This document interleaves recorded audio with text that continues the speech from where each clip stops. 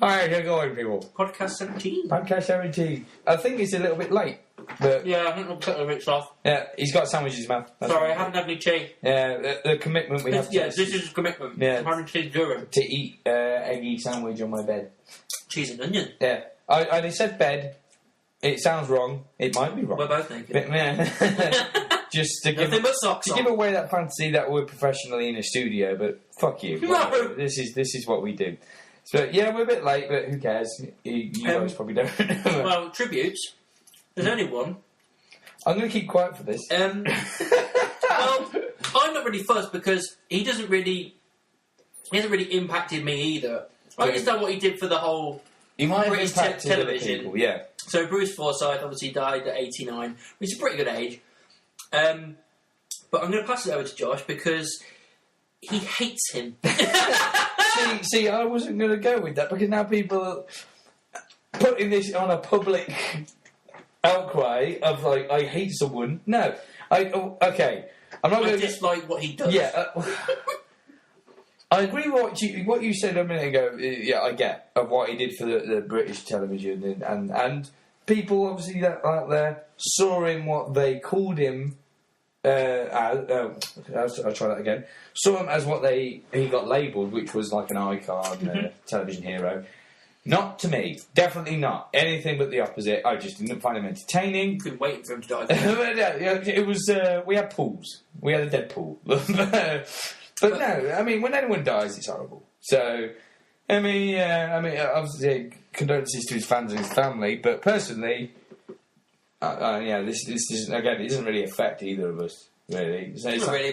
We're just notifying the fact that we know he's dead. Yeah. So, if you want to put this in tribute to him, fair enough. I suppose. But I mean, again, like I said, anyone dying. I do love the fact the last thing you said on the last podcast was, I hope no one else dies next month. And then the next person to die is the person we wanted to die the most. We kind of jinxed this.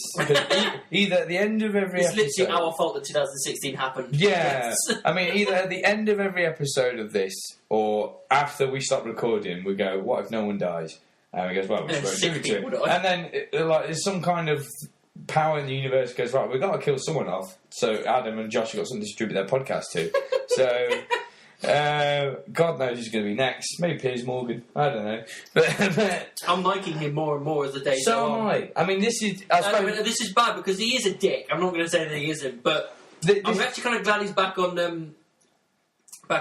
Breakfast or whatever it is because he just tells it as it is. I mean, he's so brutally honest, he doesn't give a shit, but everybody else that's on there is so wishy-washy about every subject that comes up. He's just like, no, bollocks. See, right. And that's what I quite like about it. This is a good way to get past the death thing, really, here.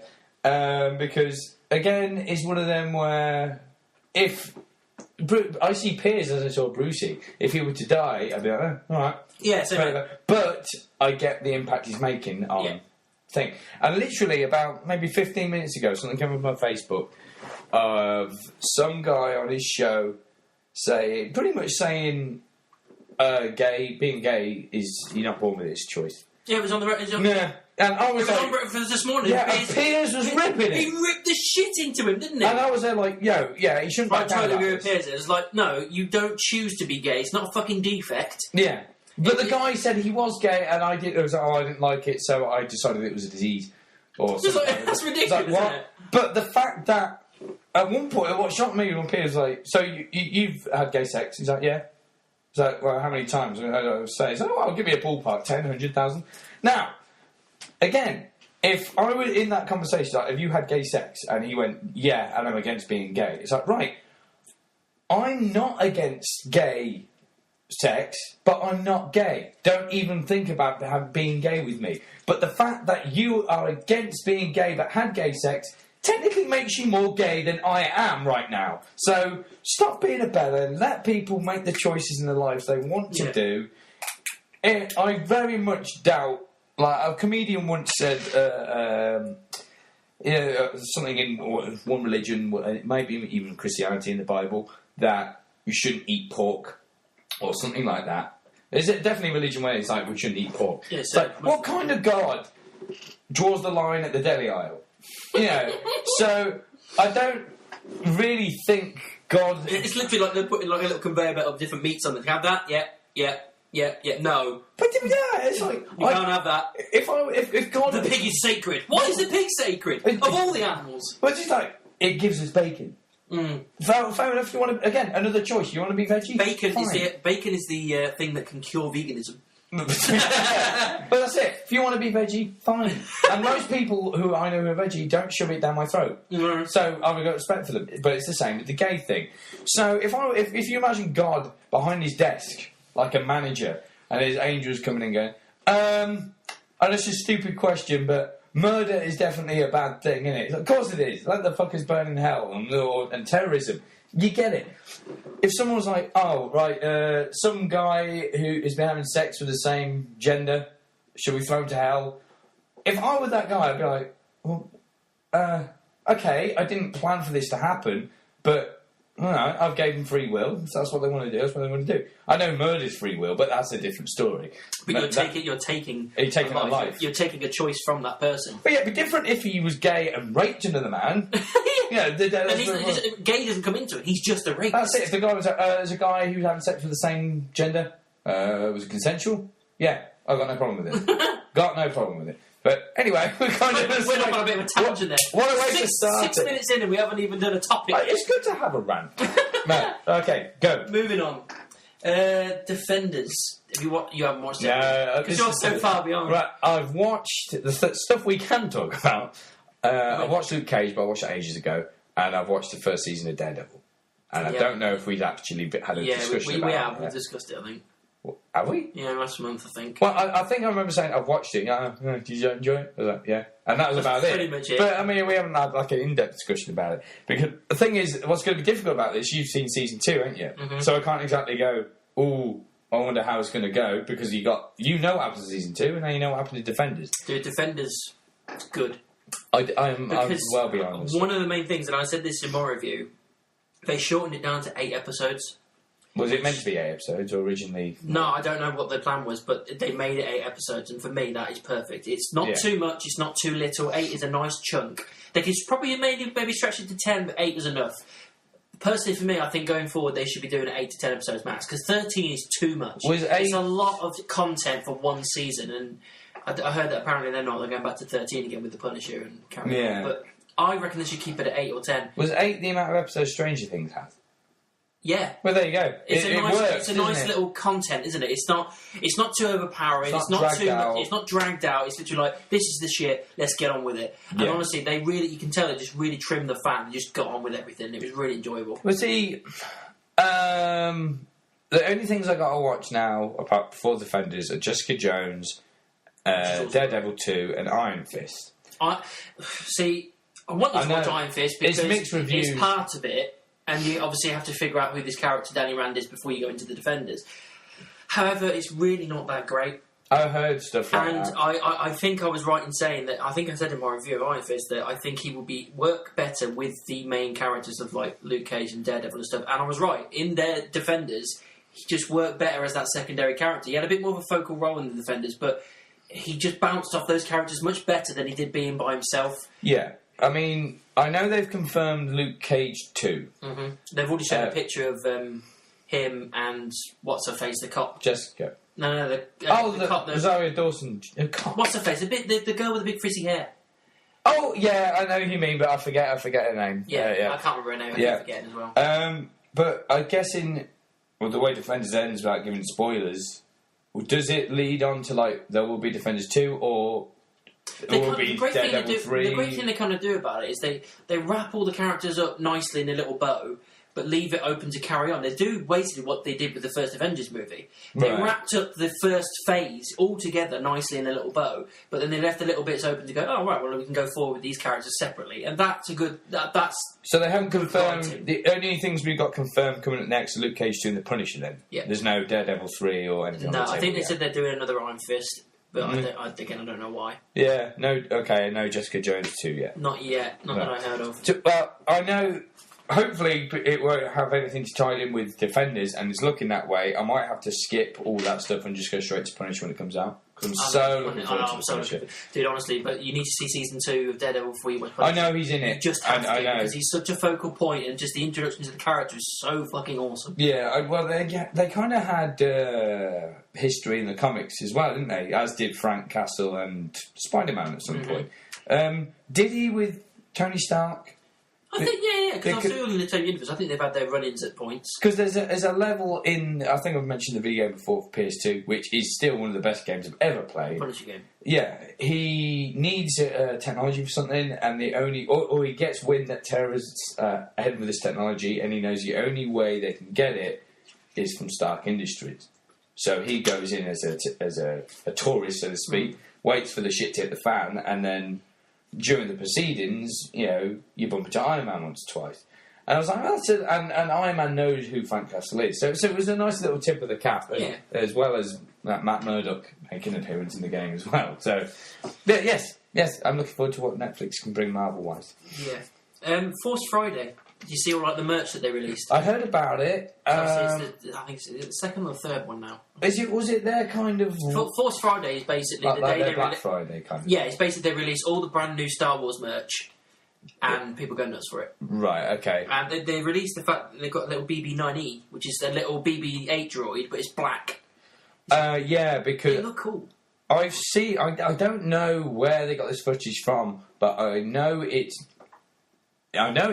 new, and for definite, but I'm pretty sure the trailer I saw was fake. There was a fan-made or fake trailer, whatever you want to see, for the new Star Wars. A lot of it was obviously cleverly edited, and a lot of footage which you've already seen. But there was stuff where you did see the black BB-8, 9, whatever, and 3PO in different bits and stuff. So I don't know where that footage came from, but it looked genuine to me. So it looks like that black bald dude, whatever. Yeah, he's called BB-9E. Right, well, it looks like he's... E for evil. Oh, so there's going to be a droid war. Right, okay. Yeah, he looks like he's going to be in the new Star Wars. Yeah. So, which would explain. But the merch looks awesome, with all the Lego sets and everything. I mean, I'm a massive fan of Lego. Do you see that released a brand new, proper Millennium Falcon Lego set? I didn't see and it's full on perfect size for the minifigures. It is about you can't really obviously know. His arms are wide open. My arms are fucking wide. It's massive, and it's going for about £800 or something. It is ridiculously overpriced, but it looks amazing. It might look amazing, but I still don't think it's worth that. I love Lego, but I wouldn't pay that much. No. See, but I think it was on last night. I missed half of it.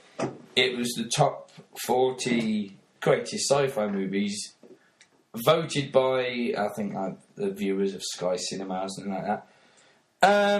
No, I only saw a little bit of it. I think I've seen it from 15 or something. I assume Empire was number 1. Now, this is where it gets interesting. Right, okay. If it's not number 1, they're wrong. Right. But again, it's not just Star Wars, it's sci-fi all over. But I did disagree with number 2. What was number 2? Number 2 was Blade Runner. I was like, well, it's okay. It is a big deal. But see, number 1 I couldn't really disagree with. Because number 1 was Back to the Future. And I was like... No, don't agree. I mean, I do like Back to the Future, but for me, that's a number 2 slot. Number 1 is Empire Strikes Back. It's not just the greatest sci-fi film of all time, it's probably the greatest film of all time. Okay. Empire came in at 5. Fuck off! Right. That's mental! Wait. That's mental! The other... I can't remember where... I know Force Awakens came in at 11. The prequels have been way up the list. Right, where do you think the other 2 came? A New Hope and Return of the Jedi? Mm-hmm. One will shock you, I know. I would have thought in the top 20. Right, yeah, in the right ballpark, whereabouts? I would have thought A New Hope would have been higher than Jedi. Right, where were you going to go with? I would have gone for about 16. For A New Hope. Right, where do you think? Jedi probably would have been about 19, 20. Right. New Hope came in at 13, which shocked a lot of people. So Empire came 5, Jedi came 4. What? Yeah. No! See, I love Jedi, but it hasn't got the weight that Empire has. Sorry, we're going off on a tangent again. The people that they were interviewing, like the celebrities and stuff, they were shocked as well. But I think the way they kind of tried to explain it to themselves, and I kind of agreed with, was as good as Empire was because of going in that dark way, and the way that they also structured the film, the shock value of certain the things. first time you see Luke versus Vader, just the Yoda, whole story was really well built. The opening battle. As good as that was, they were like, at the end of the day, you know, as epic it is for like people like me who like that dark side films. Not only did Jedi just piece everything together, but you want that hero ending at the end of the day. Yeah, I know. So and I I'm love that guessing hero that's ending. It's great. It's such a great film. But I don't know, just Empire, just because of how revolutionary it was. See, for me. personally, I used to be the Empire thing, but you know, every time I watch it back, now I see Jedi and Empire together. I've always thought A New Hope was the weakest of the trilogy. I still loved A New Hope, though. I know it's what it kicked off everything. But it was very things that the budget was less, so... Yeah, I don't know.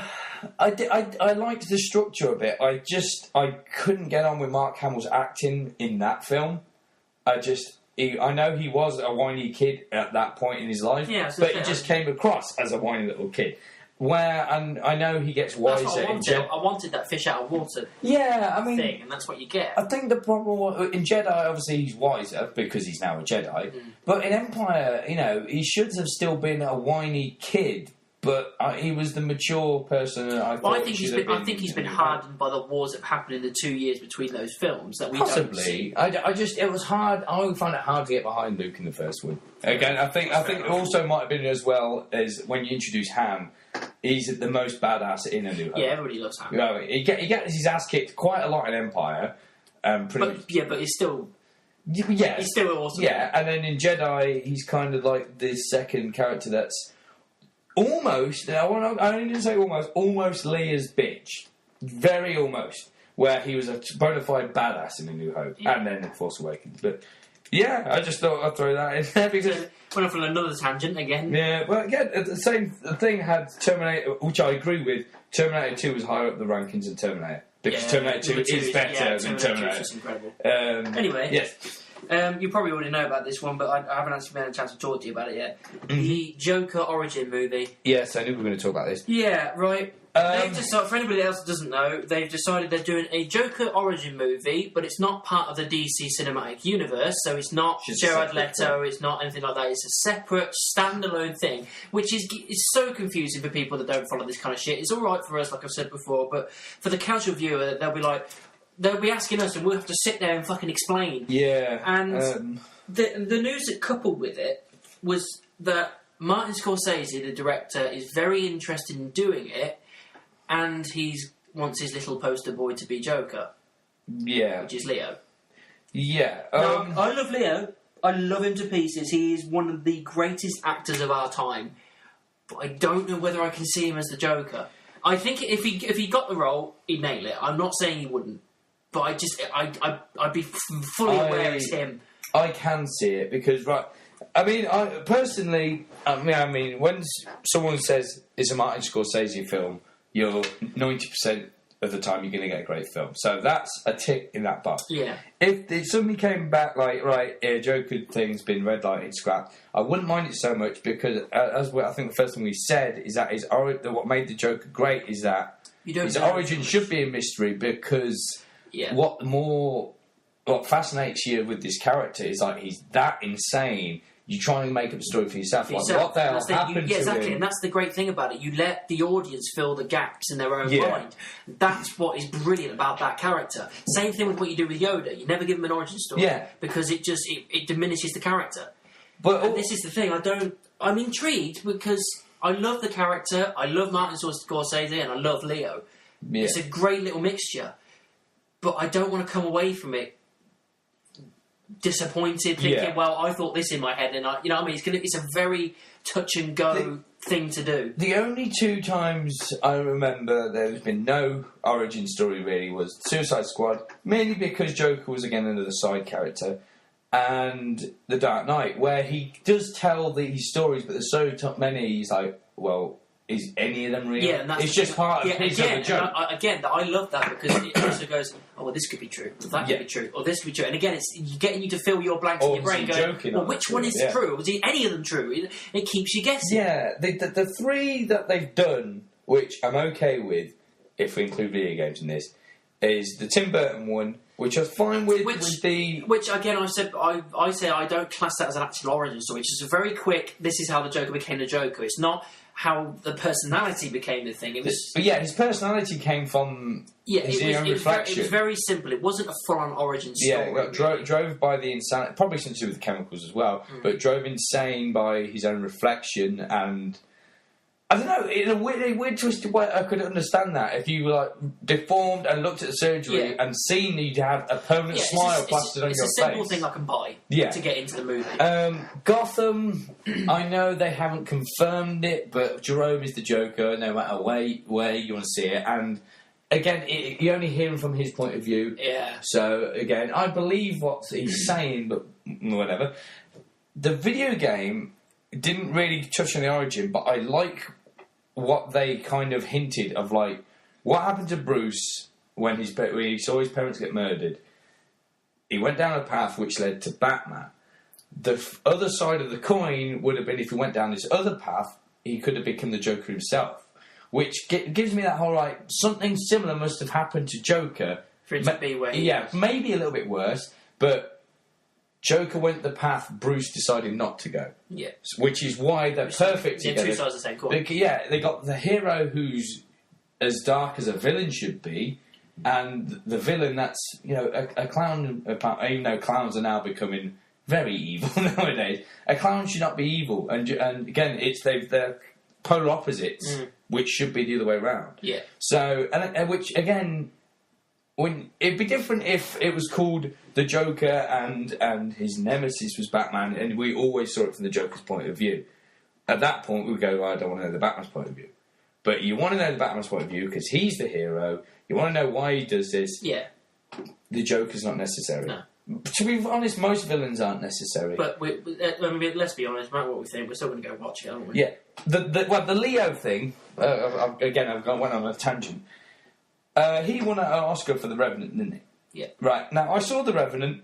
It was okay, personally, and he won an Oscar for his performance in that, but I thought the best performance that I've seen him do were The Wolf of Wall Street and Django Unchained. I still haven't seen Django Unchained. Right. If you watch that, combine the two characters he had in Wolf of Wall Street and Django, I think that's the recipe for the Joker of this. In Django, he has that not serious kind of... I mean, did you hear the whole thing about cutting his hand? Yeah. He was still smiling, he had genuine blood pouring out his hand. Don't get me wrong, like I said, I know that he could do a good Joker. Yeah, it's getting the image. It's just getting the image out of my brain going, that's Leo. But again, we had that thing with Heath. I didn't have that with Heath. Because I was so against it, going, there's no way you can nail it. I didn't see him as Heath because he went so well into that character, not thinking he could do it, that I just went... Where the hell's Heath gone? Yeah. It just doesn't feel like him. The only time I ever thought... So even Jack Nicholson. Jack Nicholson was an incredible performance with the Joker. But I was still aware that it was Jack Nicholson because it's very similar to his own character. He's got that face as well anyway. I think the weird thing with Heath, I don't know if it was lighting or whatnot, but that first scene where he takes off the bank robber mask, I can just tell it's Heath. One scene, the rest of the film, I don't know, it's the grin he gives as he leaves. He looked very like one of the smiles he might have given in A Knight's Tale or something. Yeah. From then on, every scene, it was just some guy in makeup that could be anybody. Obviously, deep down, you know it's Heath. Yeah. But yeah, again, he took the ball around with it. Jared, to a degree, did. It's just the film it wasn't the best performance, but I could get on. I said before, I can get on board with it. Yeah. So again, as long as the Joker's such a... It's a difficult but fun character to play. It's you're either going to sink or swim with this. So take the ball and run with it, or just don't bother. So we'll see how it goes. Yeah, we'll see what happens. Speaking of origin stories, Obi-Wan Kenobi. Oh yes, forgot about that. Yeah, man. I mean, this has been rumoured for quite a while. Is this instead of the Yoda movie? There was rumours of the Yoda one, but it never came to fruition. This was more heavily rumoured. I prefer the Yoda one. Again, like I said, I don't need to see a Yoda film in any form. Obi-Wan, I definitely want to see. Is this his origin, or between 3 and 4? No, it's just a standalone spin-off. They haven't said whereabouts they're placing it. Right, it's just a standalone film. So yeah, it's not an origin story, pardon me. But I'm so up for this. I really hope Ewan comes back, because he said that, if the script's right, I'm just a phone call away. I said, I'll do it again. Because at the end of the day, we all know for a fact the shining star in the prequels was him as Obi-Wan. And I want to see that again. I'd love to actually see between 3 and 4 of him looking after Luke and growing old and so on. This is no insult to Ewan whatsoever, but apart from... he did a film with Pierce Brosnan, which I think was called The Ghostwriter or something like that, which never seen, and I don't think many people talk about it, so it couldn't be that successful. But apart from Star Wars and Trainspotting, what other film can you remember Ewan in? That really jumps to mind. Yeah, nothing that jumps to mind. He's been in a lot, but nothing that really jumps out. Again, it's no disrespect for him. He's had a great career of the stuff we don't obviously know about, but he's getting to that point where he shouldn't do it just to become a somebody again, but he's probably getting on a little bit. It could revitalise him. Yeah, it would not only revitalise... Similar to what happened with Michael Keaton, maybe. I mean, he didn't... And again, there's no offence to Michael Keaton. He didn't go plummet as much as Michael Keaton did, and luckily Michael Keaton's career's got second wind. Yeah. So same thing with Tom Cruise as well. Tom Cruise kind of went down, and then he did Tropic Thunder, and then we went, fuck me, he's got some range, and then that was it. He took off again. And then Liam Neeson just seems to be in everything. He's took the mantle of Samuel Jackson being in everything and took it himself. Anyway, speaking of Samuel L. Jackson, let's move on to the next one. They've said that there's not going to be any Nick Fury in Avengers 3, 4 or Black Panther. Okay, so how are they just going to say, he's dead, or what? I don't know, because he made an appearance in Age of Ultron, but obviously it was a very minimal appearance. It was the bit in the middle, and then he helped out a little bit at the end. Yeah. But he wasn't driving the Avengers. He was just there helping out. I mean, I can understand that. I can't really see what job he can have against someone like Thanos, really. Except unless he does what he did in the Age of Ultron and gets his helicarrier out again, but they won't want to tread the same ground. I mean, but I don't know where would you place him, really. I take he's not in Ragnarok either. No. Right. See, I hope it's not like... See, this is something that annoyed me. It's going to seem a little bit, again, off subject, but that's what we do. Do you remember I think it was one of the... Deathly Hallows Part 1, Harry Potter? Mm. They had that big chase scene where they were all disguised as Harry, and they get to wherever they had to go. I can't remember now. And they just suddenly went, by the way, Moody's dead. Yeah, he just gets shot down, doesn't he? Yeah, but you don't even see it or anything like that. I really hope they don't do that with Nick Fury. Of like, he's dead. Yeah, I don't think they would. But the only thing I can maybe see him doing, because he's had a couple of appearances and seems to be still quite pivotal in it, is Agents of S.H.I.E.L.D. Maybe, but, I mean...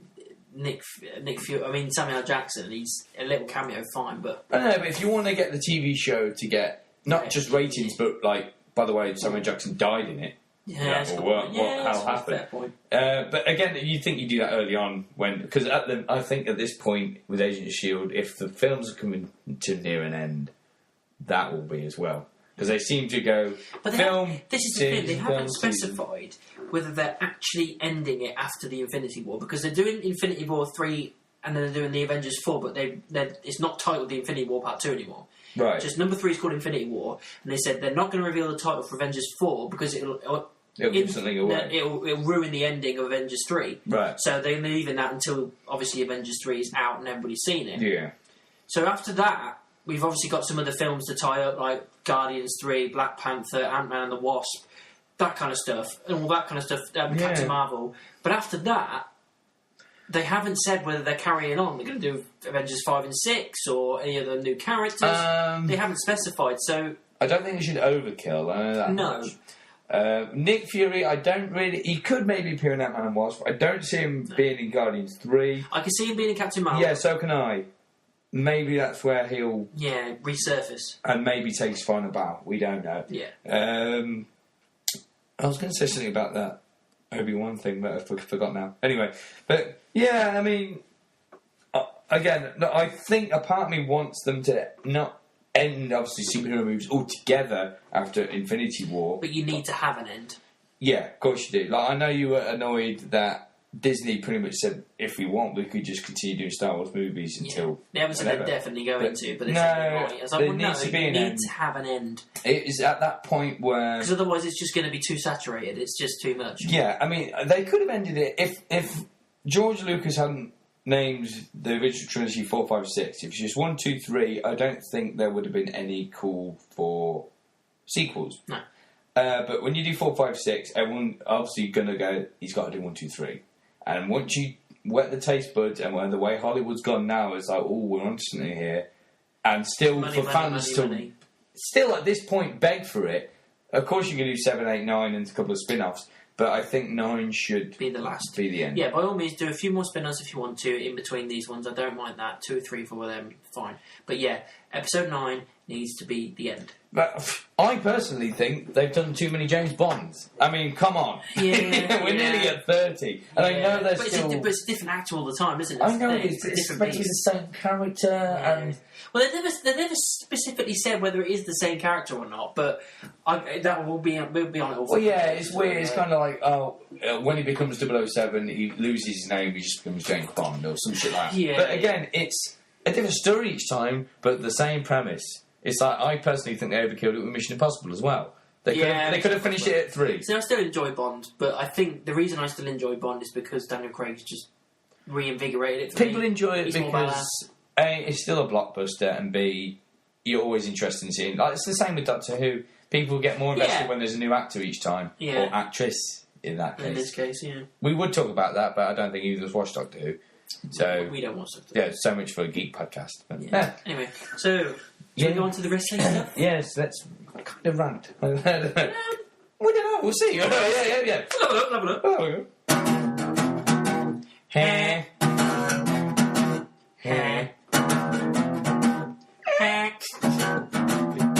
The wrestling thing! What the fuck was that? Oh, I like to mix it up. Mix it up by sounding like you're being a mouse squished through a mangle. Right, so I'm guessing SummerSlam. It's SummerSlam, and obviously any kind of Raws and SmackDowns.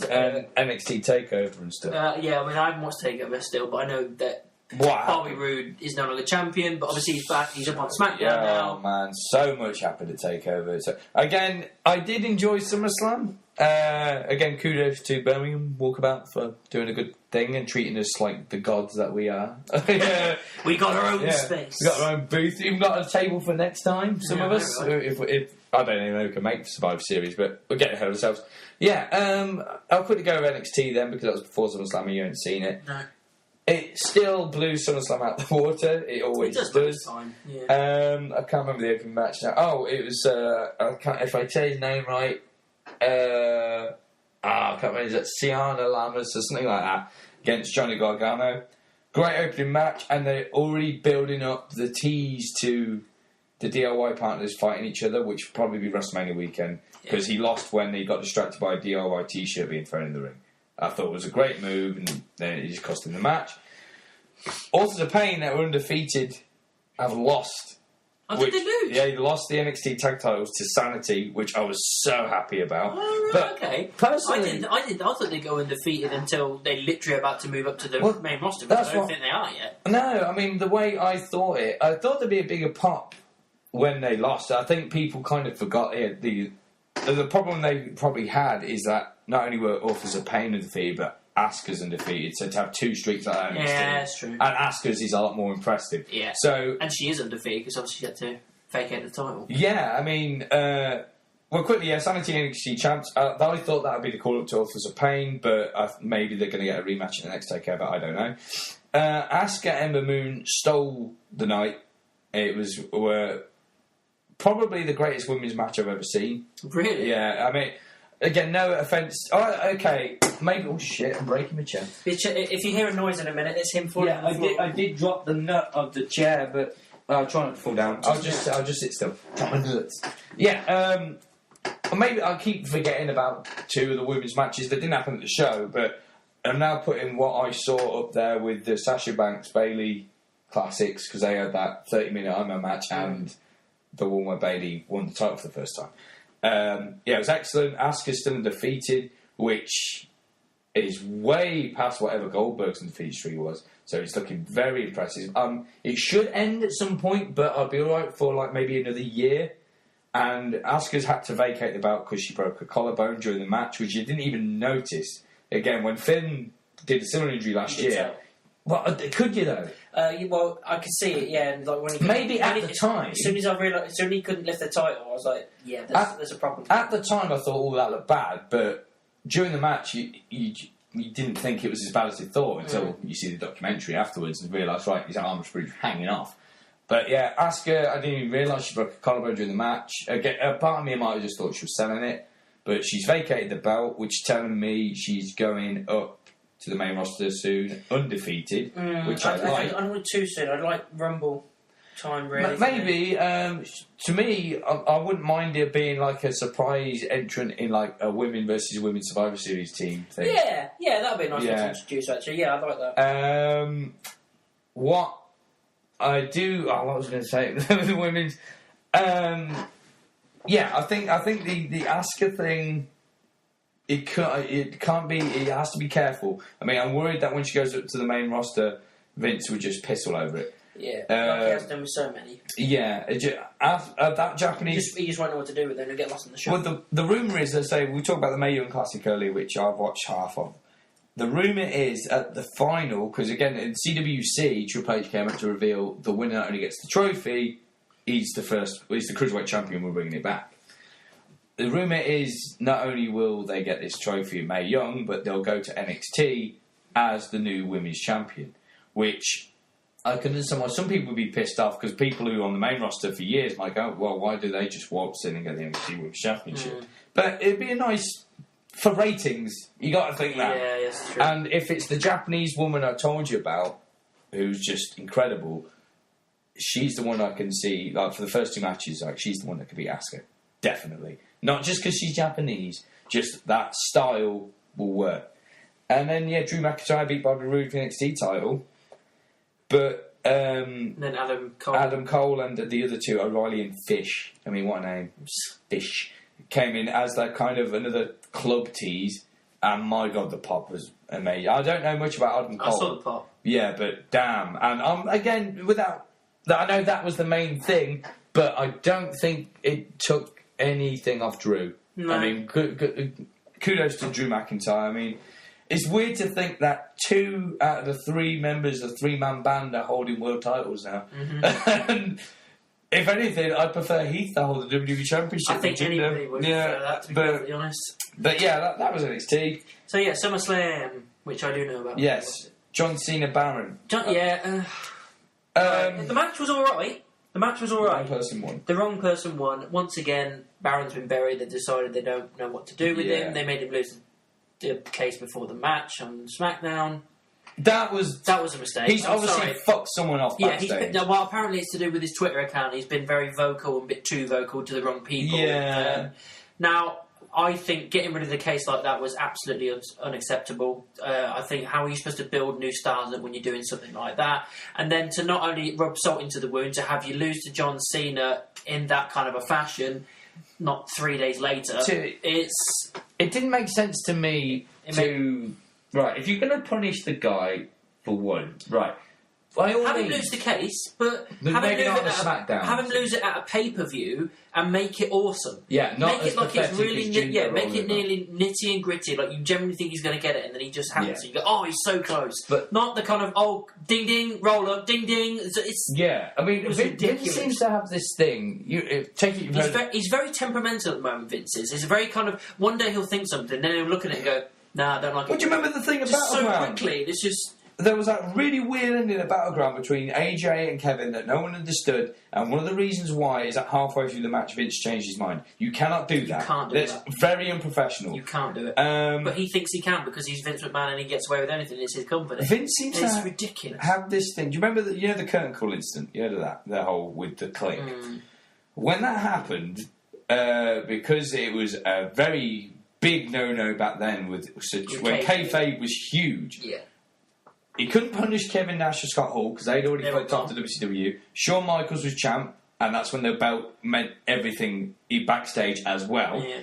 So Triple H got the brunt of it, but it wasn't like a fine or anything. He got punished for months. And kudos to Triple H, took it on the chin. No, he did, yeah. But I personally think punish someone once. So it would have made sense if Baron had been fucking up and let his ego get in the way like Seth used to do NXT, fine. Do what you did with Money in the Bank, just you did it the wrong way. But it didn't make sense to me for Baron to lose to Cena when Cena was going to Raw anyway. Yeah. Because if Cena's going to Raw, you need to keep that character that's remaining on SmackDown a strong style of going. You know, it would have been great if he'd won, gone to SmackDown the following Tuesday and gone, not only did I beat John Cena, but he's now out of it. I've made him scurry off to Raw. Which obviously we know isn't the case, but as a heel character...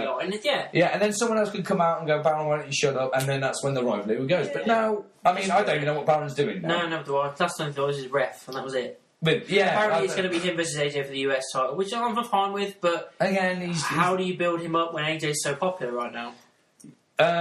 Hopefully, AJ will carry the match anyway because of his experience. So hopefully, if Baron ego won't get in the way, AJ will go, just follow my lead, kid, and we'll steal the show. Which I'm guessing will be at No Mercy. I'm hoping. No, sorry, that's Raw pay-per-view, isn't it? Hell in a Cell. Yeah, I hope they just give him another chance. Yeah, I mean, there was the pre-show, which we will go over, and I kind of knew something was up. Miz was so annoyed because he did it in an empty arena. Yeah, what's the point? You can see him annoyed. I mean, I know you're on telly. I mean, when he went on the Raw the following night and had a go at Reigns and Cena, I was just like, this is frustration, right? The Barclaycard Arena. It's like, this is what it looks like full, huh? It's like, you have every right to be pissed off. Gotcha. So why aren't you opening it? Why turn the cameras on and start the match when half the arena is still outside? I mean, it was like what happened with me at WrestleMania 32. I missed the pre-show because half the attendees were outside the fucking stadium. To be fair, the doors were open. It was just their ticket things were fucked. But the doors weren't even open at the Barclaycard. It was like, what are you doing? But what was the Usos versus New Day? That was incredible, amazing. And we've got new champs again. But it was probably the match of the night. I'd say it's up there anyway, at least. It's second place, maybe first. It's fucking awesome. See, I can't explain why. I can explain why the matches are great, because the Usos and New Day have great chemistry. Always have, always will. I can't explain why, but I'm kind of fine with SmackDown almost hot potato in the tag titles. Because they're both on the same level. Yeah. They're both there. I'm not okay. I mean, I know we're going quite forward in Summerslam a little bit. I'm not okay with them hot potato in the Raw's women's title. Because, obviously, Alexa's they're doing it back. too much. Yeah. Now, Sasha's been... How long has she been on the main roster? What, 2 years? She's already a 4 times women's champion, and now she's not women's champion again. Yeah. What's the point? Apparently she's pissed off with that as well. She's just like, I feel like I'm just a placeholder for the next person. I'm just a little sandwich bit in the middle. I can understand why she feels like that. Sandwich getting annoyed. But maybe it was, again, Vince's stupidity of going, actually, Alexa's white hot. Like, yes, she's white hot. Yeah, she's fucking the hottest one in the company. Is she the most talented? Female-wise. Yeah, is she the most athletic female, like, wrestler-wise talented on the roster? No. Is she the biggest bitch heel of the roster? Hell yeah, she is. Absolutely. And to that point, to make me look forward to her Nia Jax in a heel versus heel match means you're doing some good work. Yeah, absolutely. So, because I still want Alexa to win, but there's that other part of you going, Nia's going to push her. Nia crushes her and she just dominates for the next, 10 months. I want Nia to get her push. Yeah, and giving her a push is to have her keep the title for a while. And every fucker that steps up gets knocked down to the point where it becomes like a 6-pack challenge to get that title offer. Well, one thing I'll say with this, because again, it's looking like it's Alexa Nia at No Mercy. No Mercy is beginning to look almost like a WrestleMania card. Yeah, it's looking good. So I'll do 2 things here. What I would have done with the women's title is had Sasha beat Alexa on Raw, and have Nia still come out and absolutely destroy Sasha, and maybe say to Alexa, like, right, you screwed up your shot, now it's my time. And have Nia crush Sasha and win the title at No Mercy. Because it's looking likely it's going to be the 4 horsewomen versus the 4 horsewomen of the UFC at WrestleMania, which includes Sasha. You could build up to Alexa Nia at WrestleMania. Yeah. Also on the thing of No Mercy, as good as a match as it's going to be, because the build-up is already incredible, Roman Reigns Cena should be at WrestleMania, not at No Mercy. Yeah, I agree. Not just because of the magnitude of it, because it's now telling me that Vince is sticking with, all right, we're going to do Lesnar Reigns at WrestleMania again. And it makes no sense. But what both of them said to each other on Raw... I was behind Reigns, they're behind Cena. I was more behind Cena. Yeah, me too. I think he got him. I think he did. And apparently it was all scripted. The only bit that wasn't... This is a new writer. Yeah, I was going to say, it's like, this is proof that if you do it right, you can be a good writer. You can make good material. Yeah. Apparently, the only bit that wasn't scripted was the second that Reigns forgot his next line, and Cena said, "It's a promo, kid. If you want to be the big dog, you got to learn how to do it." Yeah. That's the only bit that wasn't there. But everything else apparently was scripted, and to me, that's perfect writing because I was sitting there going, "Is this a shoot? Is this real?" Because it sounded like it was on the hip, didn't it? Yeah, it really did. Because. I mean, Reigns had a lot of good points with the typical stuff that everyone's been saying for years, which Cena called him out on. I was like, you're saying what everyone said, the part-timing thing, blah, blah, blah, blah, and they boo you because they see right through you, and all this stuff. And the bit I agree with more with Roman Reigns is like, I'll be damned if I bust my ass Friday, Saturday, Sunday, Monday, every day of the week, so you can hang out on the Today Show and turn up when the money's good enough. And that's fair enough. That last bit, I don't think Cena does it for the money, but again, it's like, yeah, regardless of what we think of him, he busts his ass. He works every week, every day, and I can't. He's on that right track of becoming the next Cena. But again, like he says, I don't want to be the next Cena. I want to be the one and only Roman Reigns.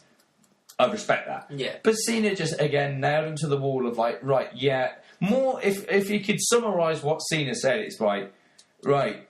You think you're Billy Big Bollocks and you're in the big boys league and you got your boots on, but right, you're not. Not till you get through me. Not till you do the schedule I do.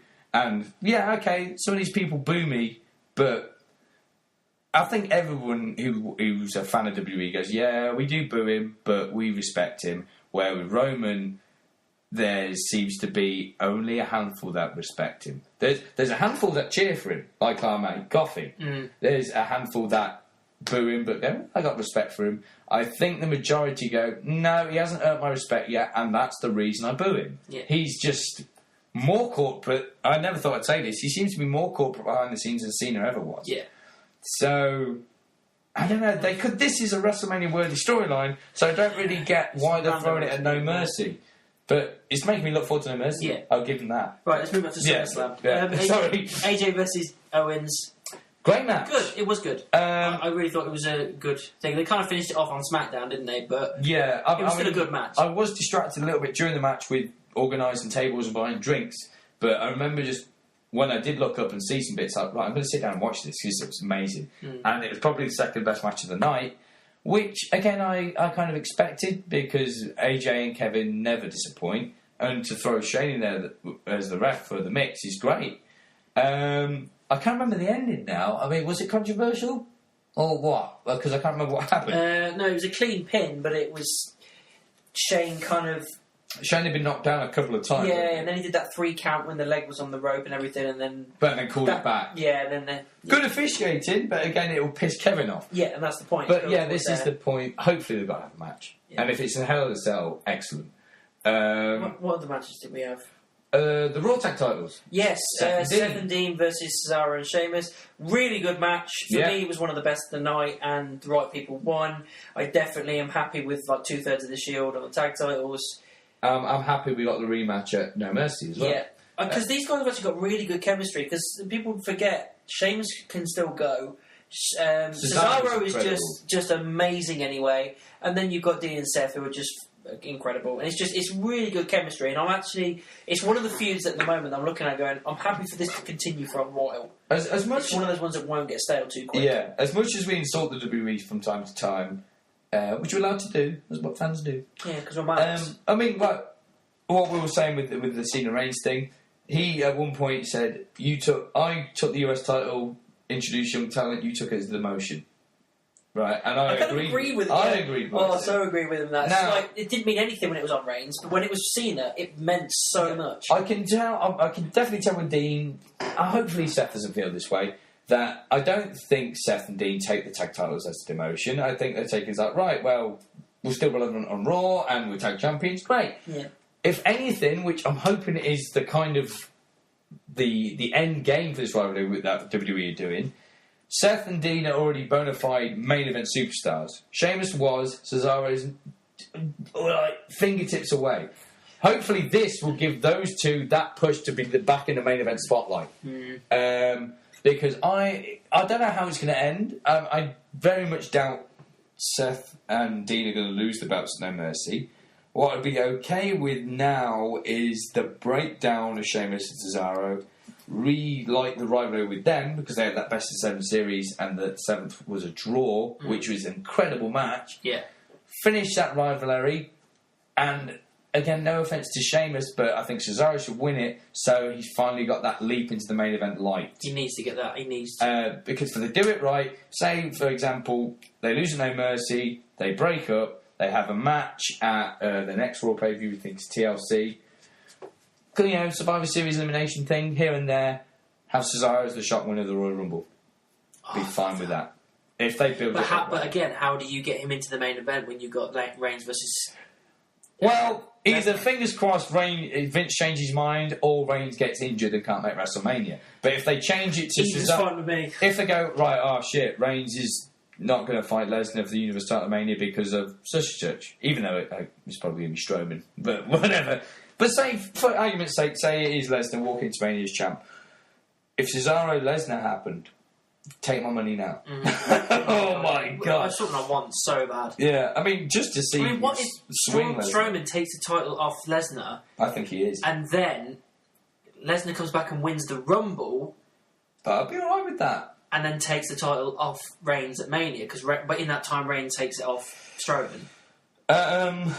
Again, in Vince's little head... That's the only way I can see them doing it, if they're going to have him take the title off Lesnar soon. Even if that went that way, unfortunately, in Vince's little head, I think he'll have it as Reigns has to be the guy to beat Brock. Even though, on the flip side, hopefully you go, actually, no, we can have Brock beat Reigns because we've already gave not only 3 WrestleManias to Roman Reigns in the last 3 years... But we've gave him a victory over Triple H and a victory over The Undertaker. I think that's enough of a fucking push. Not only to beat Triple H for the title, but to pretty much retire The Undertaker and still not successfully push the guy. Just give up. There's nothing. That's the thing. Vince is such a stubborn little bastard. Mm-hmm. He will not accept when he's beat. Roman isn't the guy. He literally just like, he's not the guy. You've put him over Triple H and The Undertaker, and now you're going to try and put him over Lesnar and probably Cena in the next couple of weeks. You are literally trying to throw anything at the wall to see. It's literally throwing enough shit at the wall and something eventually will stick. Yeah. Nothing's sticking. It's like we're all thinking of going, no, every single time. There's only 2 people that we wanted to get pushed that got the push. One was CM Punk, because he kept going, have I earned it yet? No. Have I earned it yet? No. Have I earned it yet? No. Had to flip out on live TV to go, alright, now you're the main guy. And then Daniel Bryan, which again, it was no pun intended. No, until WrestleMania 30 came and the fans pretty much went, right, if you don't... Well, I know they didn't say this, but you probably would have had a right on your hands at WrestleMania 30. Yeah. To the point, okay, but he seems to go, alright, we'll make him the guy for maybe... 3-6 months tops. Yeah. So, no. It's not something we need to get out of our system. No, it's something we want for a long time to come. Because if that were true, make Roman Reigns the guy for 6 months. Great. Yeah. But you're not. You want him for the rest of your life or 15 years like we've had with Cena. Yeah. So and it's too much. The difference is with that is when Cena first became the guy and started building it up, it felt earned and he was in the right moment. Reigns is there now, but he's not ready. Yeah. He's not ready. In no way is he ready. The only thing I've been praying for people who have these rivalries with Cena to have is like, the reason I don't like you and these people don't like you is that they were behind you when you were you. And before you say, this is me, no, it's not. You were the Dr. Thugonomics.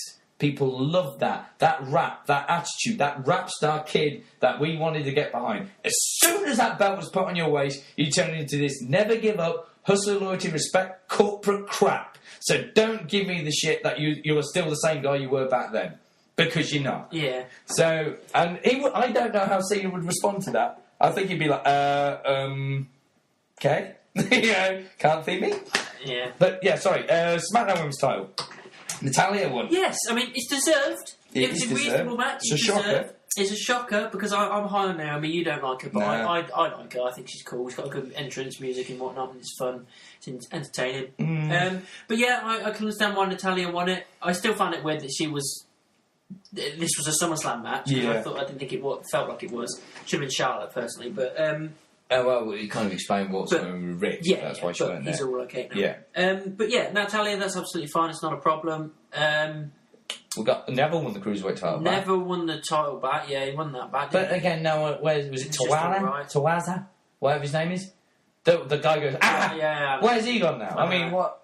I know Enzo's now part of 205. Yeah. Oh yeah, the Enzo picture versus Cass, and Enzo oiled himself up in a shark cage and then just got kicked in the face. That was the best part of him getting out of the cage. Yeah, it really was. It was like, initiative. That was very good. That was the only shocking moment. The rest of it was just like by the book. But it's like, what's Enzo going to do now? Is this going to be a distraction for Big Show? You go blip. It's like, no, he's out the cage. It was a great segment, and he just got booted in the face, and that was game over. So, and now Cass is out for 9 months. Yeah, because he's hurt himself, hasn't he? Raw. Yeah. So, any other matches before the main event? Was that it? Well, we had Jinder Orton. Oh yeah, I feel like WWE match, a WWE title match, and I can't remember it in my head. What is that saying? I know. What is it saying? It was. That was probably the most stale match. It was Jinder Nakamura, not Jinder Orton. Yeah. Oh yeah, Orton Rusev. Orton Rusev. Yeah, fuck. That was over in 5 seconds. Yeah. Ding ding, RKO, ding ding. It's just way to bury Rusev. Yeah, completely buried him, and he's now calling for his release. So well done, WWE. You got your main event talent sitting along there, with Lana, ready. And he's already wanting to leave. Lana as well. Yeah, lose 2 in 1. Ridiculous. Excellent. Well done. Again, another CM Punk AJ Lee thing. Yeah, it's fucking ridiculous. They don't see what the fuck is in front of them. Yeah. It makes no sense. Jinder Shinsuke. It was the worst match of the night for me. Yeah, I agree. It was just not, and that's saying a lot considering how awesome Nakamura is. And everybody's like, it's got to be Nakamura. There's no other way out of this. You can't have Jinder beat him clean, and he fucking did. It seemed like the energy was. The energy was high because we were like, "Come on, beat him, get Jinder away from that belt," and then suddenly it just went. Poof. Maybe where we were, but I got that sense from the arena of. I think a part of them again they couldn't give a shit about Jinder, so I think of Joey going, "I'll save most of my energy for the Fatal 4-Way because that's what I really give a shit about tonight." And I think there was that.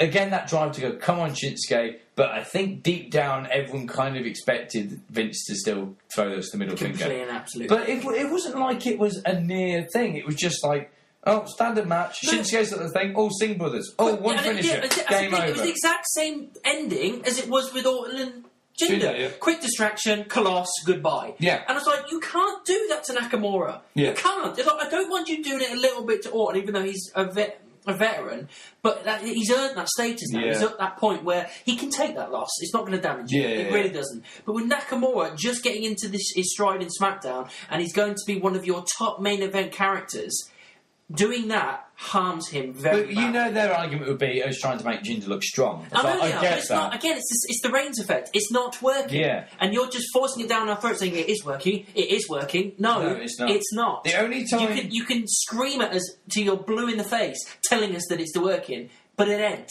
I know now, originally the plan was before... This is almost, well done, Baron. The plan was that Shinsuke was going to win and Baron was going to cash in. Which I'd have been fine with. Yeah. I wouldn't have minded that at all. But because of that fuck up, instead of going, so Shinsuke's still going to win, nah, we'll drag the Jinder thing on a bit longer. Because it came up on my Facebook the other day, like, 100 days now he's been champion. It's like, no one cares. No one cares. No one cares. Not only does no one care about Jinder, but you're making me care less and less about that WWE Championship. And it's meant to be the title. Which is helping the Universal Championship, but not in the right way. The Universal Championship is becoming the title. Because Lesnar's making it that way, they're building it that way, because they're the 4 biggest guys for the title. Yeah.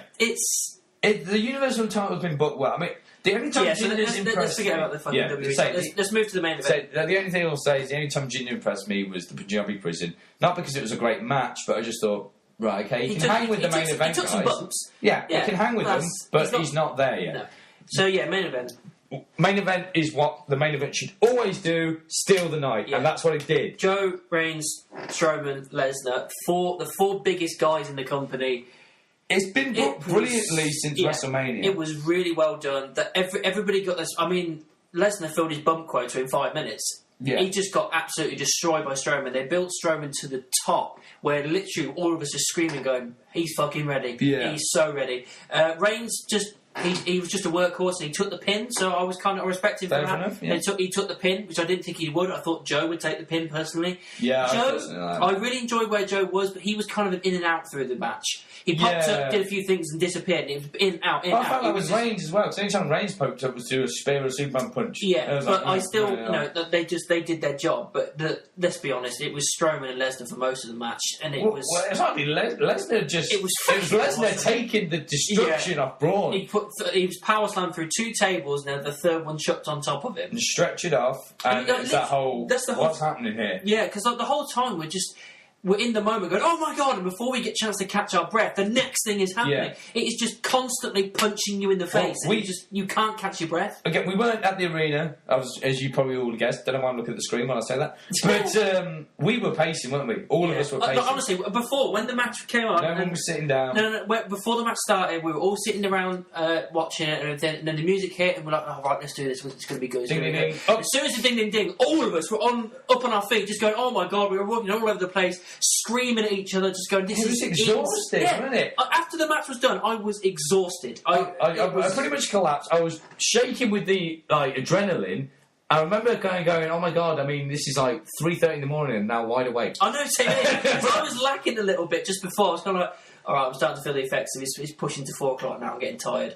And then as soon as that match kicked in, like, ding, I was awake again. Me and Zach almost went pure Dudley boys on it, of like, just clear the chairs, because we've got to need somewhere to walk. Because originally we had like a little semicircle of chairs, we were all sitting around. We need space. Halfway through that match, everything moved out the way, because we needed the room. The way they booked it since WrestleMania, because I know it's difficult because of Lesnar's little part-time schedule, but they've done what they've failed with the WWE Championship and SmackDown, because personally, the US title is the biggest title on SmackDown right now. Yeah, I agree. They did it perfectly because they had... I can't even remember what happened at Payback now. But, something happened at Payback. But they went, okay, right. Lesnar's back for Great Balls of Fire. Bad name. So, Extreme Rules. Main event is going to be a Number One Contenders Extreme Rules match for the Number One Contenders. For the Universal title, Number One Contenders. Like, right, even without the belt being there, or the champ being there, you're making the belt look bigger. Great. Mm-hmm. Joe wins. Joe goes in a war with Lesnar, Great Balls of Fire. That's good. Reigns has always been rumoured to be thrown back in the title picture. So what you do, you throw Joe back in to get another shot. Obviously, Lesnar's there, he's champ.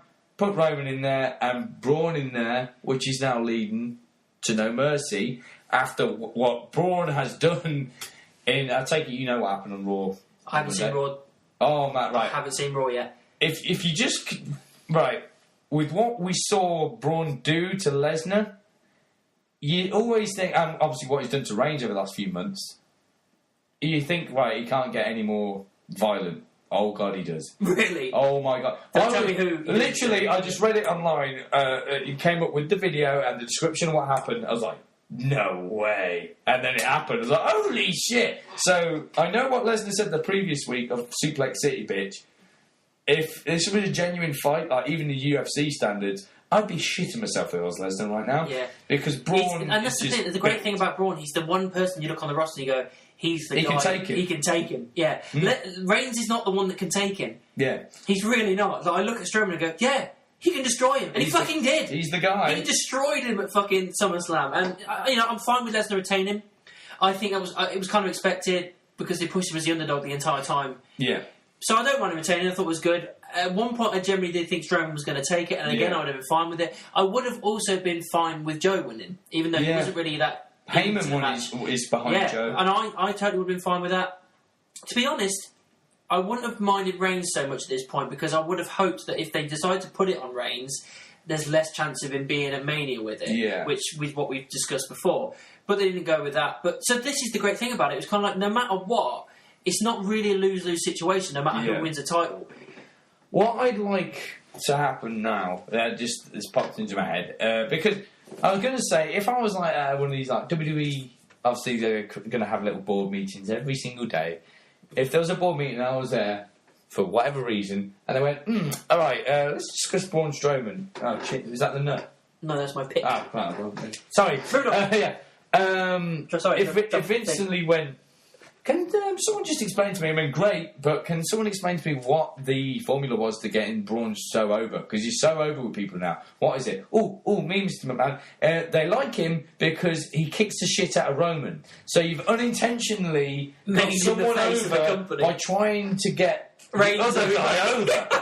Because, I remember the backstage stuff when they first started building up that match. Yeah. And every single time that he appeared and knocked Reigns over, you could hear I could hear it in the background. And he probably brutally threw him off the stretcher, off the side of the... Everyone was like, kill the guy. And it was like, that was so dangerous. And everybody was going, yes! Kill him! Yeah, kill him! Yeah! They were fucking loving it. It was brilliant. I think now, if they do it right, it's just... They might go with another shocker, but I think Braun's winning at No Mercy. I hope so. If from now they try and turn Joe over more face... Which they can. Which they could. I'd be fine with Joe winning the Royal Rumble and him going on to fight Braun at WrestleMania. So, if they do Lesnar Reigns, have it non-title. Yeah, do it non-title, because even if he wins and beats Lesnar, at least he doesn't have the title. And it's not main event. Yeah, and it's not main event. No, you put Joe and Strowman at the main event. But it won't be, because you know for a fact that even though that title's been built brilliantly over the last few months, Reigns and Lesnar will be their main event. And it seems like the whole world is screaming at Vince to go. And it's like everybody's in a room screaming at him and he's putting his fingers in his ears going, no, I made my decision, no, don't want to know, don't talk to me, don't tell me, don't give me, I don't care, I've made my decision, I'm doing this. See, and it's just like, you are a 70-year-old man and you're acting like a 6-year-old. If he ever did go, you know what, I think it's time for me to retire, so here's the keys. I can't wait and for him to retire. If Triple H went, cheers Dad, see you later, as soon as he's there, I'll be like, right, change it. Lock the door. Because... Change it now. I'd be like, don't let him come back, because either Vince is going to, hopefully, he'd look at the product that Triple H or Steph or whatever bring out and go, this is excellent. Shit, I should have listened to them. But his stubbornness will go, what are they doing to my baby? Yeah. But don't let him back in that fucking door. Lock the door, you're doing it well. Unless they could go the opposite way and fuck it up. Triple H is doing such a good job with NXT. Yeah, I guarantee Vince is looking and going, oh, that's really good, but it's not WWE, is it? I'm so much better. If it's not my idea, fuck it. Yeah, exactly. But, the only dread I've just thought of, like, what if Vince goes, and whoever takes over Triple H, Shane, Steph, whatever, takes over and it's worse. Could you imagine? I can't imagine it being making Vince to come back. Oh God. Right. But anyway, so SummerSlam overall, it was a good great pay-per-view, but literally a couple of... It was just the WWE title match that we were really disappointed in. Yeah, I mean, again, like I say, the whole WWE world is screaming at Vince for the main event at WrestleMania 34 to be Shinsuke AJ for the WWE Championship. But we all know it won't be. Now, we had to literally scream our heads off to get Daniel Bryan in the main event at WrestleMania 30. Yeah. So we need to do that again. Yeah, we might have to have a picket fence and protests and stuff.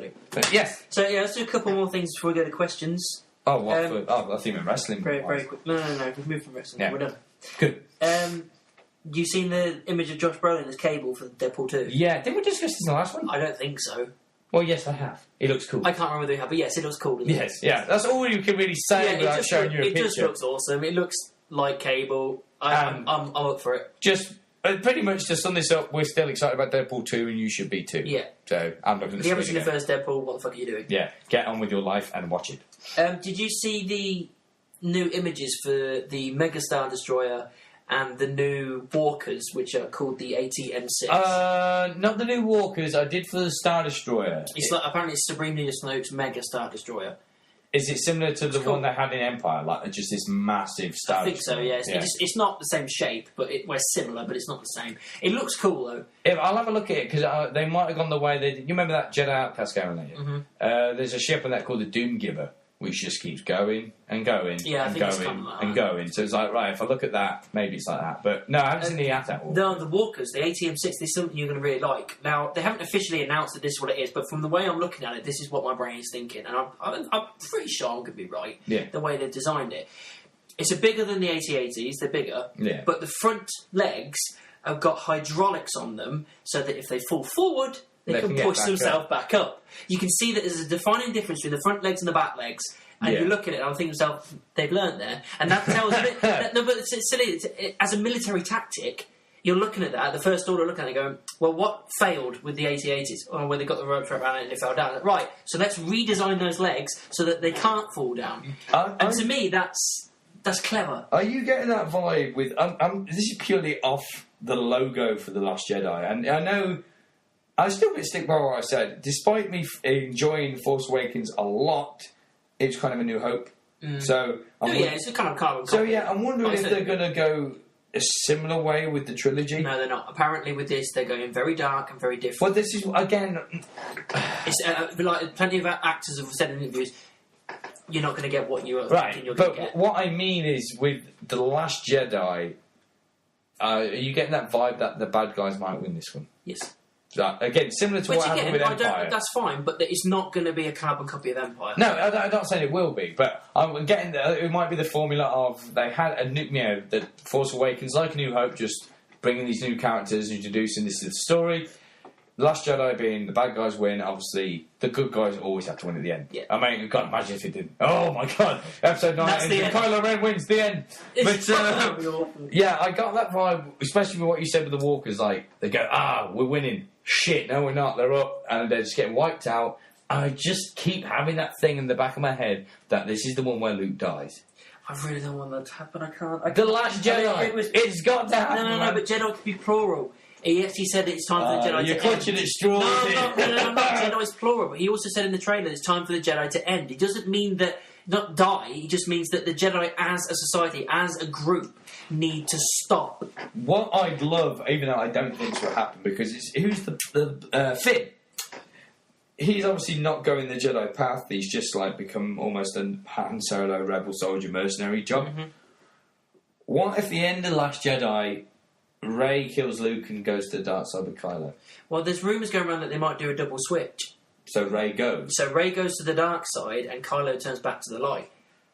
Now, I'm absolutely fine with that, but the only problem is he killed Han Solo, so that's unforgivable to us. That's it, yeah. So I don't give a fuck if you've now become the light side and you've got a lovely little green lightsaber and you're a good guy again. You killed Han Solo! It's not redeemable! Yeah, I think what I'd like is, I don't know how it would work though, if Rey betrayed Luke, joined Kylo, it would mean in 9, imagine the emotion if Finn had to be the one to kill Rey. Oh, yeah. But Last Jedi, I'm pretty sure we'll get in the film, and I'll love it, is the first face-to-face Kylo and Leia will have since Han's death. Yeah. Even if you get Kylo and Luke as well, I just like you said, Master and apprentice. Either of those scenarios I'm happy with. I want to see one of them. We're speculating. We've got only 3 months. We're going to wait. So come on. Midnight showing. Oh, we're going. Days off. So quickly as well, they debuted a season 4 trailer for Star Wars Rebels, which is the final season. Yeah. I checked it out. I was meant to do a review on it, but I totally forgot. It's probably too late now. But it's a pretty good trailer. The one thing I really like about it is because it's the final trailer, the final season, they are getting really close to Rogue One. Like, you can see Saw Gerrera looking the way he looks in Rogue One. Like, it's literally within a couple of months of it. So it's all just so they're really timing it. Yeah, and I like that because I obviously Rogue One for me is one of the best. I love it when films do that. Yeah, and I'm looking forward to it. Again, it looks good. Just another good season. I mean, there was another. I don't know why I'm not going to mention the film, but just because I don't have to go into details. There was one film franchise where you're watching it, you're very like, oh, this is a sequel, and then right near the end they reveal. Technically it is, but technically this is also happening exactly the same time as the previous one. So it wasn't really a sequel, it was just like, well, this was happening in number 3, number 4 was actually happening at the same time. And to swerve you like that, I was like, oh, I love that. And then also, once you realise it, to go, all right, now that explains why he was here and she was there. Like, brilliant, you got me, I love that. So, detail is important, Yes, it is very important. Right. It's good writing. Yes. So, it's on to questions. Questions. Oh, I'm going too early. Sounds drunk. Right. Right, ready? Yes. 3, 2, 1. Questions. Questions for Josh. More bland. Bland. Hashtag bland. Right, let's get these done quick because it's... We're getting on a bit. Yeah. Right, question 1 from Fox82 says, which Avenger do you... It's kind of a 2-part question. Okay. Which Avenger do you think will die in number 3, and which one do you want to die? Make it. We're talking the main Avengers. Yes. Right. Well, no, any of the Avengers. Any of the ones that are going to be in Infinity War. Which one do you want to die and which one do you think will die? Who I think will die is Captain America. You think Cap's gone? Yeah. Who I want to die... You're going to say Hawkeye, aren't you? I'm wanting him. I'm not right. After Age of Ultron, I don't think they can kill him because they might kill him because of the family thing. But I think to swerve us because everyone's still expecting that. Vision's irrelevant because we think he's as good as dead anyway. Yeah. He's got an Infinity Stone. I'm going to go with Black Widow because purely because they're going to go. Oh, what? To kill off the only woman? That bollocks! You got Scarlet Witch, so don't give me that crap. And you got Captain Marvel coming. Yeah, kill her off. Because I want to see what kind of rage Hulk will have after that. That's a good point. Because he's angry anyway. Yeah, that's a good point. Or maybe, what's his fucking name? Which one? Doctor Strange. Doctor Strange. Nah, they're going to do another film. They're building towards it, so they're not going to. For me, I think I don't know who I want to die. I can't really answer that because I don't really know. But horrible question. I think Stark. You think Iron Man's going? Yeah, because he started this whole thing and I think he'll finish it with his sacrifice. I think that's going to happen. Just a quick side note. I still haven't seen Spider-Man Homecoming. For fuck's sake. But I know Pepper's back. Yes. I think Pepper will die. Oh, yeah, I think... Mm-hmm. Yeah, possibly. She's a secondary character. She don't really need it. It's a good way to get him angry. Kill all the women off. Kill them all! Nadia asks, who needs a repackage in WWE? And make it quick, because we're fucking doing it. Because they're going to do it with Ziggler, and it just doesn't seem like they're doing it. But taking someone out at the minute, we're going with. Yeah, anyone that's there at the minute. Who do you think needs a repackage? It's difficult. Now I'm on pressure as well for time. I'm going to go with Bo Dallas. Yeah. Because he's too much of a talent to be just a Mrs. Bitch. I still stick with one of my brother's idea is that if Curtis Axel's dad was Mr. Perfect, you should try and be Mr. Perfect, do the vignettes, but Bo's kind of his manager and help him look perfect when he's not, and claiming it's because he's Bo leaving. Do that. I was fine with the Bo leave thing. It works as a heel thing, not this goatee rage. He looks too much like Bray now, doesn't he? Yeah. With his goatee. Don't make him a white fan. See, even Bray might need a repackage at one point, but just a little bit darker, maybe. Yeah, Bo. Okay, last question then. Sci-Fi Geek 94 says, which film do you wish you never saw? Okay. Oh, okay. I think I know what mine is. I'm going to go with, really, because we discussed this the other day over Facebook, or you were part of the discussion, Batman and Robin. Just... Because Catwoman was worse for me. Oh, I didn't even watch it. If I'm drunk, I can watch Batman and Robin. If I'm plastered. Yeah. I remember seeing a film called Choke with Sam Rockwell in. And it wasn't the greatest, but my mates made it... Actually, right, I was thinking with Batman and Robin. Choke, just as a side note, it's Sam Rockwell. He's got sex addiction. It's not the greatest story in the world, but it's an alright film. There's a film called Revolver. You might have heard of him. Jason Statham in. One of those gangster things. It's crap. Yeah, right. Just... They had one good scene where just some hitman went on a rage. The rest of it, I didn't even get what was going on. It was just like, what? Okay, so he just shot himself in the head. Oh, he's alive. But he shot himself in the head, and he's dead, and it's just a piano and black screen and no credits. What's going on? I was like... I think they were trying to do a Goodfellas kind of thing, and it just fell flat on its face. So, yeah, it sucked. For me, it's Dragon Ball Evolution.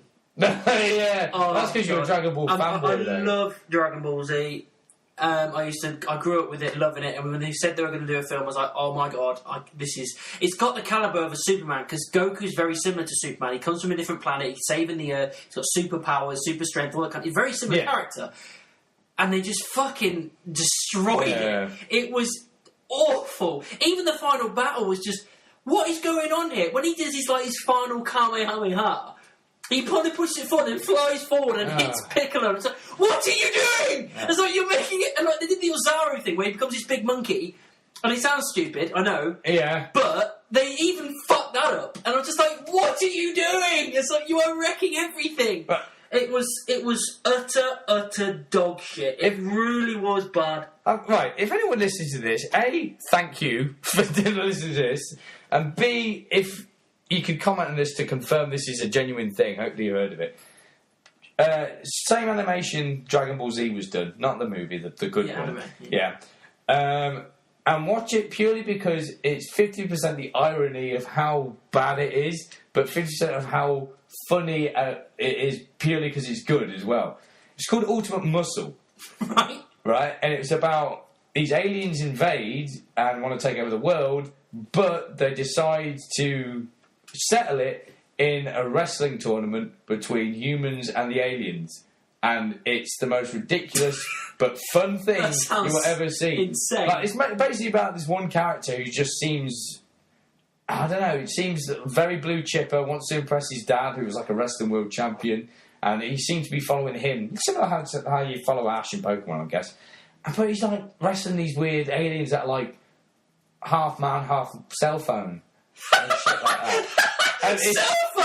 I did not expect that to be the second after that. That's like mental. That. It's like half man, half cell phone. He managed to go, because he's a cell phone, he's got no peripheral vision. They're like, oh, yeah, true, I'll put it. That's mental. Seriously, check it out. That's insane. Check it out, man. Right. Anyway, we'll wrap this up. Fucking hell.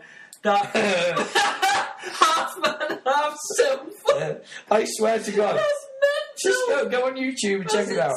Check it out. Oh, anyway, like, subscribe. We'll see you again in a month. Well, what a way to end it. See you in a bit.